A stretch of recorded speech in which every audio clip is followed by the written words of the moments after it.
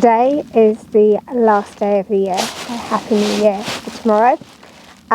Let's hope we have a prosperous and lucky one, because I'm sure I need it, so I'm sure you do.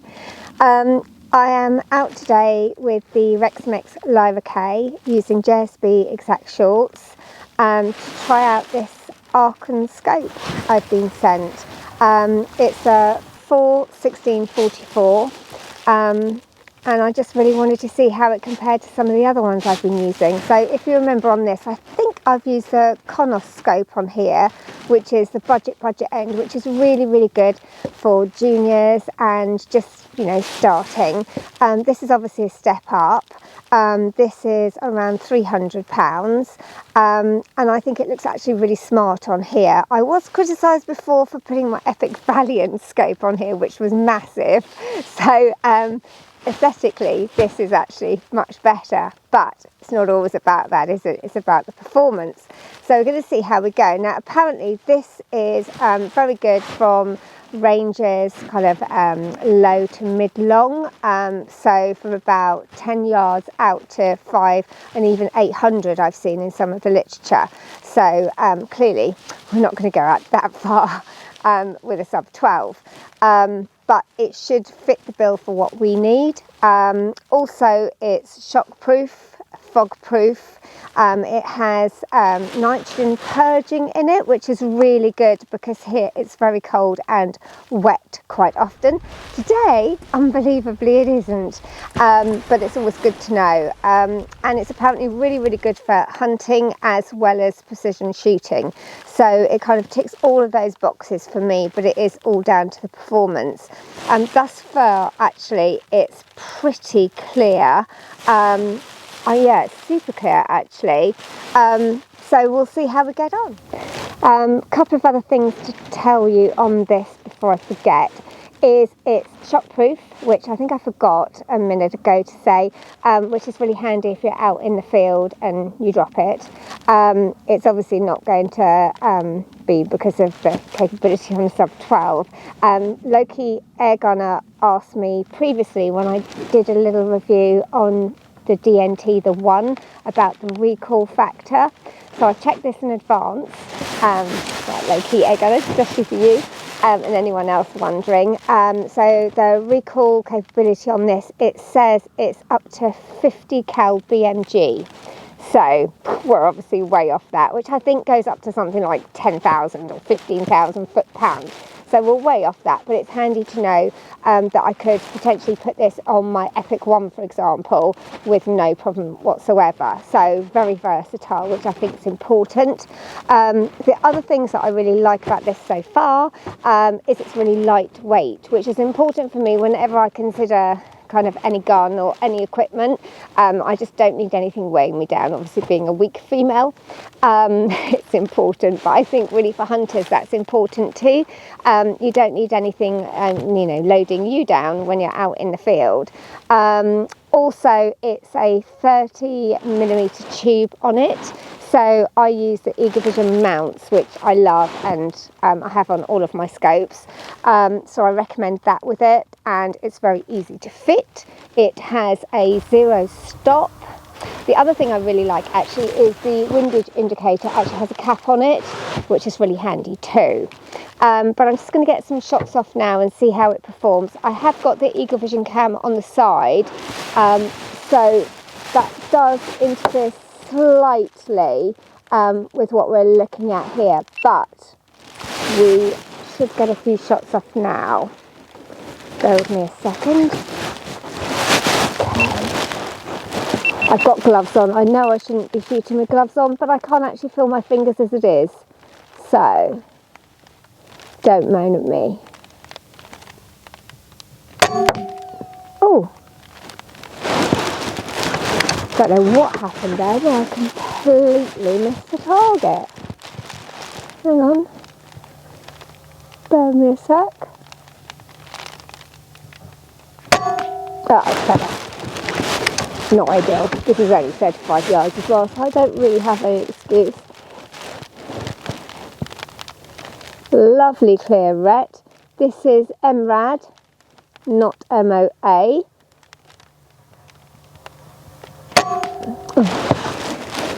lovely and easy for me going up in the 10s. My maths isn't great. I haven't shot for a while, so I'm a bit rusty. You'll see on the other target there, that was just zeroing it. Oh yeah, a bit better, grouping.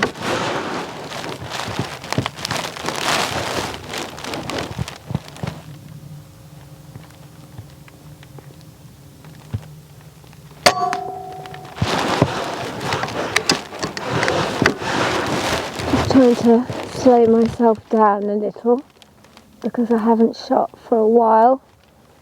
What with one thing and another. Okay, oh, that's grouping better. I do tend to go like a bull in a china shop at most things, to be honest, so I often get told off. But I think all men know women are impatient. But you can see how clear I really like the ret on this. So yeah, I'm pleased with this so far. Okay, so I'm going to get a few more rounds off. I haven't set to zero stock because I'm going to actually try this on my 22 LR afterwards, so I can get a full rounded picture of it rather than just on the sub 12. I think for the sub 12 it's a good choice, and I think for the Lyra-K especially, I think it looks the business on it and the fact that it's lightweight. So good to me for that. It's a first focal plane, which I always prefer, to be honest. I always find it much easier to use, and yeah, I just much prefer that. I know many people do. And also, despite this only being around £300, it's actually got Japanese ED glass in it, which is phenomenal for that price point as well. So yeah, also the other thing I really like for low light conditions is the fact you can make it go red, illuminate the red, so it's red, I should say, rather than go red, but you know what I mean. So yeah, so far it's ticking lots of boxes, particularly for that price point as well, which isn't too outrageous to go on your Lyra-K, which is a fantastic rifle for the money, as we all know. Or for those of us that are blessed with having one, we know. So I'm going to get a few more shots off while I'm here.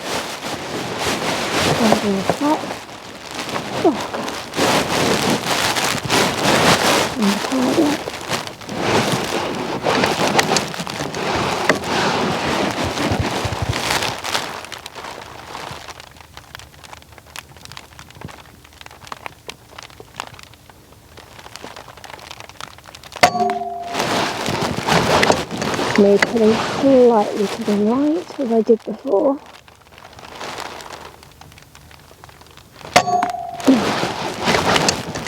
Up again, that's me rushing.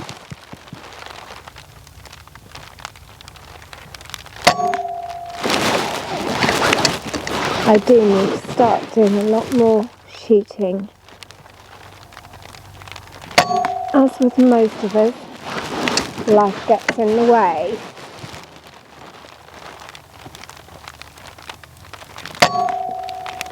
Here we go.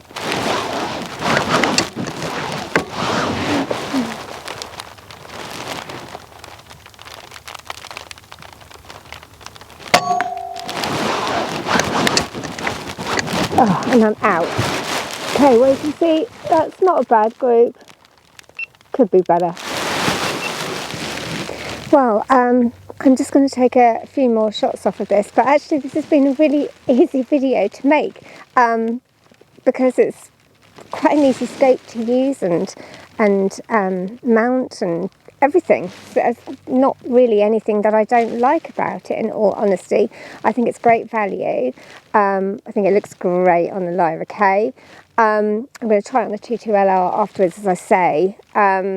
But yeah, I think the only thing for me is if I was doing a serious PRS competition, which I hope to do next year, which isn't far away now, as we know, I would probably go for slightly higher magnification. just because it's a bit more serious. However, for every day and for hunting and for just precision shooting, you know, target shooting, I think it's fantastic. And for the money, actually, it really stacks up against some real premium brands too, for sure. So yeah, I recommend this one. So I'm just going to get a few more shots off now while I'm here. I can't feel my fingers very well, so I'm sorry if I feel like I'm rushing a little bit here.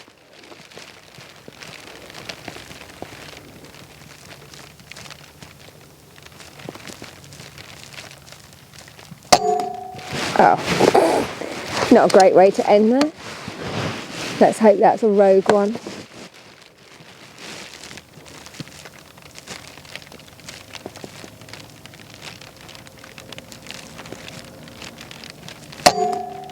No, they've both gone there. Oh well, at least they're grouping, albeit on the side of the target. Yeah, all three are landing one on top of the other. So so it's not me. I'm actually brilliant. No, I'm not. But they've all just gone one on top of the other there. Probably ruin it now. No, that's not bad. I think I'm going to leave it there and count my blessings while I can. Thank you very much for watching. Please subscribe. It means a lot. It's nice to see those numbers creeping up, albeit very slowly, you know, because I'm not like some of the big boys out there. But I really appreciate everyone subscribing and watching. So thank you very much and hope to see you again soon.